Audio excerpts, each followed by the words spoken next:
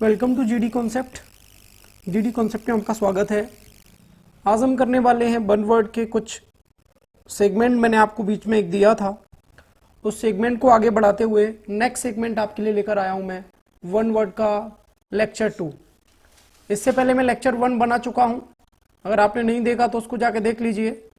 इस तरीके से हम जितने भी वन वर्ड कर रहे हैं यहाँ पर, सभी के सभी वन वर्ड किसी न किसी एग्जाम में आए हुए वन वर्ड हैं और आपको प्रीवियस ईयर के आए हुए क्वेश्चंस हैं। One who lives and works for the welfare of other, जो व्यक्ति हमेशा दूसरों के लिए अच्छा करता है, वेलफेयर के लिए काम करता है, उसको बोला जाता है बच्चों ऑल्ट्रिस्ट। ऑल्ट्रिस्ट को अगर हम हिंदी में बात करें तो इसका मतलब होता है परोपकारी। परोपकारी मतलब होता है बच्चों जो दूसरों के लिए अच्छा करता है, जो दूसरों के लिए अच्छा सोचे, उसको बोलेंगे ऑल्ट्रिस्ट। ठीक है, चलिए बच्चों नेक्स्ट क्वेश्चन दिया है, लैकिंग प्रोफेशनल स्किल्स और एक्सपर्टाइज। मतलब होता है, हम बोल सकते हैं कि किसी भी चीज में क्या होना, कमी होना, किसमें, स्किल्स में या एक्सपीरियंस में, है ना। दिस इज द एक्सपर्टाइज या एक्सपीरियंस बोल सकते हैं। तो मतलब पहले से वो क्या था, उसमें उस पैसे में नहीं है। जैसे मान के चलिए जो जिस व्यक्ति जिस काम को नहीं करता, अगर उसको वो काम पकड़ा दिया जाए तो उसके अंदर क्या होगा, उस काम को लेकर लैकिंग ऑफ स्किल्स होगा। तो हम इसको बोल सकते हैं हिंदी में बच्चों, आप लिख लीजिए गैर पेशेवर। गैर पेशेवर का मतलब हो जाएगा बच्चों यहाँ पर, मतलब वो पहले से उस काम को नहीं करता था लेकिन अभी वो उस काम को अगर करता है तो यहाँ पर बोलेंगे लैकिंग ऑफ प्रोफेशनल स्किल्स। ठीक है, चलिए क्वेश्चन नंबर 3 पे चलते हैं। अ diplomatic representative of one country in another. देखिए आपने ये वर्ड सुना होगा, सामान्यतः हम बात करते हैं, बहुत सारी कंट्री होती हैं बच्चों। अगर बहुत सारी कंट्री की हम बात करते हैं तो हर कंट्री का एक एम्बेसडर अलग अलग कंट्री में काम करता है। जैसे कि मान के चलिए भारत का अमेरिका में भी है, पाकिस्तान में भी है, चाइना में भी है, सभी कंट्री में हमारे एम्बेसडर काम करते हैं। इसलिए इसको बोला जाता है एक ऐसा पर्सन जो हमारे कंट्री को रिप्रेजेंट करता है अदर कंट्री में। वी कैन से दैट, इसको हिंदी में बोलते हैं बच्चों राजदूत। ठीक है, क्या बोलते हैं, राजदूत। That is a राजदूत। Okay, now equally skillful with each hand, ambidextrous। This is the ambidextrous। ambidextrous क्या होता है बच्चों, जो दोनों हाथों से काम करने में निपुण होता है। equally skillful with each hand, दोनों हाथों से जो निपुण है काम करने में। ठीक है, यहाँ MB एक रूट वर्ड है बच्चों, और MB का मतलब ही होता है दो। अगर MB का मतलब दो होता है, दोनों हाथों से काम करने में कोई व्यक्ति कैसा हो बच्चों, निपुण हो, उसको बोलेंगे हम एम्बीडेक्स्ट्रियस। बहुत ही ज्यादा इंपॉर्टेंट सेगमेंट है, सभी के सभी वर्ड्स किसी न किसी एग्जाम में आए हुए वर्ड्स हैं। आपको ये फिर से रिपीट मिलेंगे किसी न किसी एग्जाम में, तो आप इनको लिखिए और लिखकर इनको प्रैक्टिस करिए। चलिए नेक्स्ट क्वेश्चन की तरफ चलते हैं। Having more than one possible meaning. ठीक है, मतलब ये कहना चाह रहा है क्या, एक स्पष्ट दो अर्थ वाला। MB का मतलब क्या होता है बच्चों, मैंने अभी भी बताया, ये रूट वर्ड याद कर लीजिए। MB का मतलब होता है जिसके दो अर्थ निकलते हों। जिसके कितने अर्थ निकलते हों, जिसके दो अर्थ निकलते हों।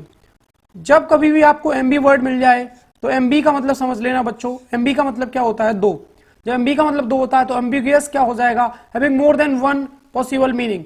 किसी भी चीज के वन से ज्यादा मीनिंग निकले या दो अर्थ निकले, उसको हम बोलेंगे एम्बिगियस। हिंदी में अगर इसको बोलेंगे तो आप लिख सकते हैं एम्बिगियस को दो अर्थ वाला। दो अर्थ वाला, या आपको और इसको लिखना है तो इसको आप लिख सकते हैं जो स्पष्ट नहीं है, जिसको आप अस्पष्ट के लिख सकते हैं, that is ambiguous. Right, now question number 6, partial और टोटल लॉस ऑफ मेमोरी। ठीक है, पार्शियल और टोटल लॉस ऑफ मेमोरी के बारे में बात करें तो उसको बोलते हैं बच्चों एमनेशिया। एमनेशिया मतलब होता है जो किसी भी चीज को भूल जाता है, जिसको भूलने की बीमारी होती है, उसको बोलते हैं बच्चों एमनेशिया, विस्मरण। हिंदी में एक शब्द है इसके लिए, पार्शियल और total loss of memory, that is amnesia. Amnesia word कई बार एग्जाम में पूछा गया है। अगला question number 7, a general pardon of political offenders. ठीक है, तो यहां पे हमें समझना पड़ेगा इसका मतलब क्या है। जनरल पार्डन, पार्डन मतलब क्या होता है, किसी चीज को क्षमा करना। और पॉलिटिकल ऑफेंडर्स, अगर उसने कुछ ऐसा अपराध किया है तो उसको क्या कर दिया, क्षमा कर दिया। तो यहां पर बोल सकते हैं एमनेस्टी मतलब जो अपराध किया है उस अपराध क्षमा बोल सकते हैं, अपराध क्षमा। This is your answer. A general pardon of political offenders, amnesty is your answer. Now, question number 8. Animals which lives both on land and water. देखिए, एक ऐसा एनिमल जो कहाँ पर रहता है, जो लैंड में भी रहता है और वाटर में भी रहता है, मतलब जो पानी में भी रहता है बच्चों, जो पानी में भी रहता है और जो जमीन पे भी रहता है। हिंदी में आपने इसका एक शब्द सुना होगा बच्चों, जिसको आप उभयचर के नाम से जानते हैं, और एम्बीफियन जो वर्ड है उभयचर, इसका मतलब होता है, उभयचर मतलब जो लैंड में भी रहता है और जो पानी में भी रहता है। Right. Now question number 9, a designated section of seats in any part of a theatre. ठीक है, तो यहां पर हमें बताना है इसका मीनिंग क्या होगा। इसको बोलते हैं बच्चों एम्पी थिएटर। ठीक है, एम्पी थिएटर क्या होगा समझें इस बात को। जहां पर कोई लड़ाई लड़ी जाती है, जिसको अखाड़ा बोल सकते हैं या रंगभूमि इसको बोल सकते हैं बच्चों, अखाड़ा रंगभूमि। ठीक है, अ design section of seats in any part of a theatre. ठीक है, तो उसके लिए हम ये वर्ड यूज कर सकते हैं एम्पी थिएटर, मतलब हो जाएगा बच्चों अखाड़ा और रंगभूमि। फ्रेंड्स, हम बात करते हैं क्वेश्चन नंबर 10 की, the loss of ability to feel pain while still conscious. ठीक है, तो यहां पे हमें बताना है एनाल्गेसिया मतलब क्या होता है। तो the loss of ability to feel pain while still conscious, जब आप कॉन्शियस माइंड में होते हैं, ठीक है, तो आपको दर्द की अनुभूति नहीं होती है। राइट, इसके लिए बोला जाता है। तो एनाल्गेसिया मतलब दर्द की अनुभूति ना होना, दर्द की अनुभूति ना होना। क्वेश्चन नंबर 10 पे आ जाइए, one who wishes to destroy all establish governments law and order. देखिए, ये वर्ड कई बार इंडिया में आपको पॉपुलर भी हुआ था। एनराकी आपने वर्ड सुना होगा, जिसको अपन बोल सकते हैं यहाँ पर एनार्किस्ट। ठीक है, क्या बोलेंगे, एनार्की वर्ड सुना होगा। एनार्की मतलब होता है, मैं आपको बता दूं, अराजकता। अराजकता, व्हाट इज द अराजकता। देखिए, मैं हिंदी में आपको बताता हूं, कोई भी ऐसा व्यक्ति जो गवर्नमेंट के रूल को फॉलो नहीं करता है उसको एनार्की बोलते हैं। ठीक है, तो इसको एनार्किस्ट एक वर्ड बनाया इसके लिए, मतलब जो व्यक्ति कैसा हो, अराजक हो। अराजक मतलब जो गवर्नमेंट के रूल को फॉलो नहीं करता है। राइट, तो ये हो जाएगा अराजक। The absence of government in a country, जहां पर गवर्नमेंट के रूल ही फॉलो ना करता हो पूरी कंट्री में अंदर, उसको बोलेंगे एनार्की। और एनार्की मतलब क्या होता है, अराजकता। और यहां पर अराजकता का मतलब है कोई ऐसा व्यक्ति जो गवर्नमेंट का रूल ही नहीं है वहां पर, बिल्कुल अब्सेंट ही है, तो एक तरह से बोल सकते हैं एनार्की।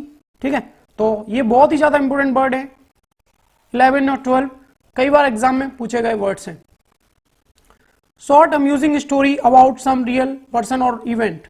ठीक है, तो यहां पर हम बोल सकते हैं कोई रियल स्टोरी, एक तरह से बोल सकते हैं शॉर्ट अम्यूजिंग।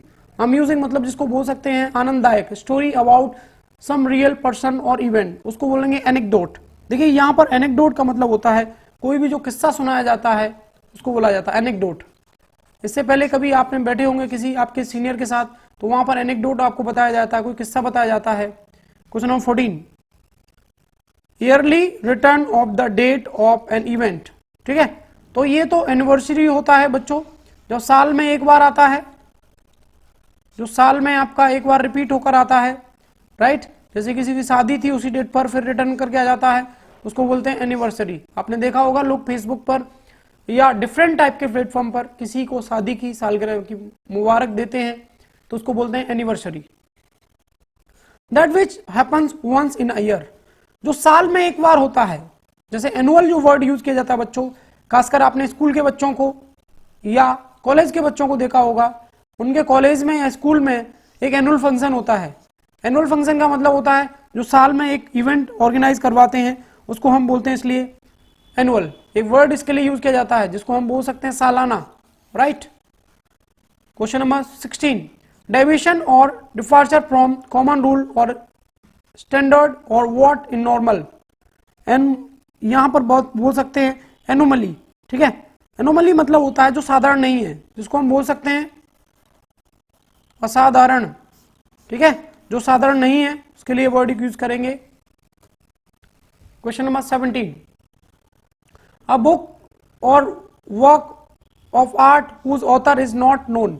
यहां पे ये बात कर रहा है किस बात की, ये ऑथर के बारे में नहीं पता। अ बुक और a work of art whose author is not known, जिसके मतलब एक तरह से गुमनाम है, ठीक है। एनोनिमस इस वर्ड को बोल सकते हैं आप, तो जो गुमनाम होता है उसको ये वर्ड यूज किया जाता है, ठीक है। नेक्स्ट देखें, वन दैट अपोजेज अदर, जो दूसरों को अपोज करता है, तो ये वर्ड है रूट वर्ड। एंटी, एंटी अगर वर्ड आ जाता है तो ये विरोध को बताता है, अपोज को बताता है, राइट। विरोध को बताता है, अपोज को बताता है। तो यहां पर एंटागोनिस्ट हो गया, इसका मतलब ही होता है विरोधी। क्या होता है? विरोधी। तो यहां पर ये इसका आंसर हो गया। देखिए question number 19, a medicine to cure the effect of poison, इसको बोलते हैं एंटीडोट। देखो एंटीडोट के मत बोल सकते हैं, कोई भी जब हम बोल सकते हैं, एंटी मतलब होता है उसके अपोजिट जो काम करता है, जो जहर नाशक होता है उसके लिए ये वर्ड यूज किया जाता है। जो जहर को मारने का काम करता है, मतलब एक तरह से एंटी मतलब उसके अपोजिट काम करता है, तो इसको माना जाता है एंटीडोट के नाम से बच्चों। Loss of ability to understand speech, मतलब स्पीच को अंडरस्टैंड करने की उसकी एबिलिटी जो है लॉस हो जाती है, उसको बोलते हैं एपेशिया। एपेशिया, एपेशिया मतलब होता है बाछाघात। बाछाघात मतलब जो कोई स्पीच है उसको समझने की शक्ति खत्म हो जाती है। जैसे ये वर्ड बने हैं बच्चों रूट वर्ड से, एमनेशिया, एपेशिया, ये सब वर्ड आपको रूट वर्ड में मिलेंगे। तो मैंने आज आपको बताया वन वर्ड का सेकंड सेगमेंट। इससे पहले मैं फर्स्ट सेगमेंट आपको पढ़ा चुका हूं। आप जितने भी वर्ड वन वर्ड हैं इनको आप रिपीट करिए, जितने भी वन वर्ड हैं आप रिपीट करिए। सभी के सभी जो वन वर्ड हैं आपके एग्जाम में आपको मिलेंगे। और वोकैब का एक ऐसा सेगमेंट होता है बच्चों, जब तक हम इसको बार बार रिपीट नहीं करेंगे तब तक ये आप उनको बहुत अच्छे से याद नहीं कर पाएंगे। तो चलिए आपके विदा लेते हैं यहाँ से, फिर हम नेक्स्ट सेगमेंट आपको लेकर आने वाले हैं बच्चों। जय हिंद, जय भारत, फिर मिलेंगे।